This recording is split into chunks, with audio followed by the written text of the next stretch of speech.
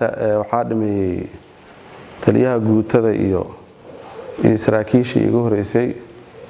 dhameeyeen kaliya waxaan rabaa inaan amaan waalidii amaanay wixii amaan mulneedeen sababta qofka amaan waxa ku filan adoona waxba haysanin inaad wax qabato amaantaas kugu filan adduunyo aakhirada intaas kugu filan waxaad qabateena dadkiina aad u qabateen dalkiina aad u qabateen taas waad ku mahadsantiin kaliya waxaan rabaa inaan is xasuusino waxa ila socdo xir ilaalihii ciidamada qalabka sida iyo xir ilaali ku-xigeenkiisa iyo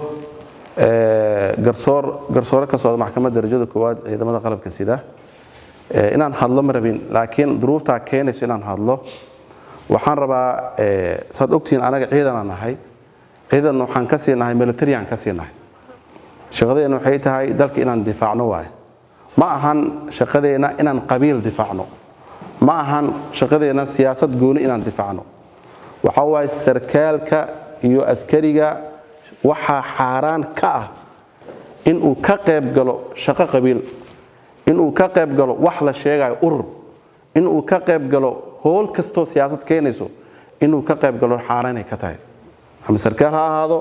ama askari aad qofka maalintuu qorto ciidan uu qorto ayaa waxa mamnuuc ka ah in uu ka qayb galo siyaasad wax sheeganay dhan marka waxa maqleynay meelahan ka maqleynay nuxo maqleynay saraakiisha iyo askarta waxaan rabaa aan u tagi doono inaan ugu digo inaysan ka qayb galin siyaasadaha meelahan ka socda hadii askari aad tahay shaqadaada waxay tahay inaad amaanka asugto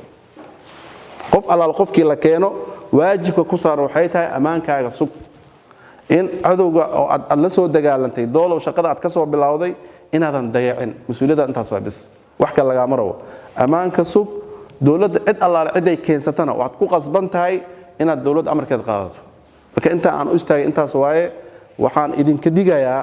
oo idin sheegayaa oo amarna ay tahay inaadan ka qayb galin wax sheeganayo urur ama qabiil ha ahaado ama siyaasad ha naqato mamnuuc ay idinka tahay sababtoo ah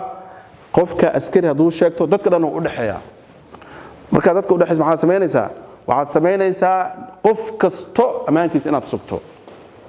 oo handaabka adiga aad mas'uulka aad ka tahay amaankiisa inaad sugtaa mas'uuliyad ay tahay marka waxaan leeyahay waxa digniin iga ah ama qof kasto meeshan fadhiyo sarkaal ah ama askari ha noqdo oo naga maqan hala sii gaarsiiyo